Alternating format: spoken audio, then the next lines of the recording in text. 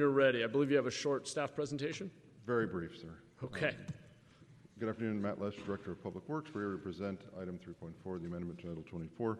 With me today is Nancy Klein, the Director of Economic Development and Cultural Affairs, Chris Burton, Director of Planning, Building, and Code Enforcement, and Chris Hickey, the Division Manager and the Director of the Office of Equality Assurance in the Department of Public Works.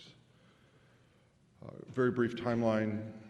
In April, we were directed to develop and return to Council with a responsible construction ordinance. We did so in December. We were further directed in December to broaden our outreach and return with amendments to the original ordinance based on feedback that we were also directed to expand. We are here today to present some recommendations with modifications to what we shared in December to that ordinance draft. So, Public Works, Planning, Building, Code Enforcement, and Office of Economic Development met with developers, contractors, and finance stakeholders, as well as labor stakeholders at both December 20th and on January 3rd. All these meetings were held both virtually and in person to develop feedback. We received great feedback both in person and online and through writing, and sharing with us their thoughts and feedback of what we shared. Very briefly, our recommendation today is a slight modification to what was represented in December 12th, based on the feedback that we shared, to modify the limit of the basis of violation of the unpaid wage judgments to employees and contractors who are working on the San Jose permitted job, which is subject to the certificate of occupancy. Also limit the unpaid final wage judgments to those that can be verified at the California Labor Commissioner's portal, and with a modification to the exemptions to be only those that are prevailing wage, subject to prevailing wage under California state law, and projects under 10,000 square feet. Briefly, applicability and the exemptions, just for clarity.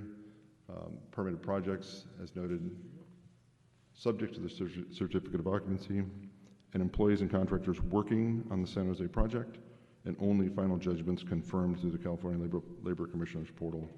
And clarifying that those exemptions, again, were permitted projects under 10,000 square feet and projects which are, again, subject to prevailing wage. And we're here for questions. Thank you very much. We're going to go to public comments first. We will start with in-person commenters. When I call your name, please have a seat in the front row here in the reserved seating. Eddie Truong, Bill Wallace, Rigo Gallardo,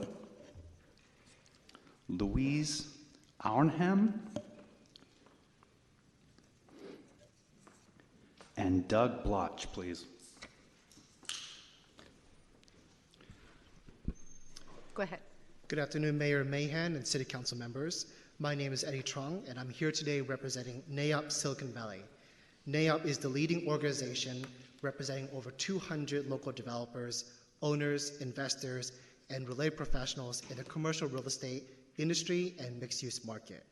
First, I'd like to start off by thanking Mayor Mahan and his staff, especially Vince Rocha, for convening the business community to share how the original draft of the policy would have made San Jose's housing and jobs crisis even worse.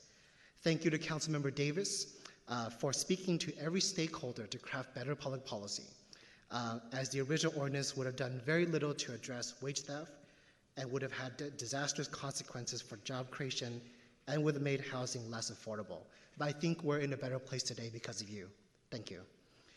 Finally, I want to thank Council members Jimenez, Torres, Ortiz, and Foley for supporting Councilmember Davis's memo to find a consensus position that would not limit San Jose's future growth and potential. This is an excellent example of how we can craft better public policy, starting first with engaging with the business community early and often. We look forward to reviewing the City Attorney's draft ordinance when it returns to the Council, and hope the law is not written too broadly as to avoid inviting the unintended consequences of stifling growth and development in San Jose. In closing, please vote to move forward the joint memo authored by Councilmembers Davis, Jimenez, Torres, Ortiz, and Foley to move San Jose forward. Thank you.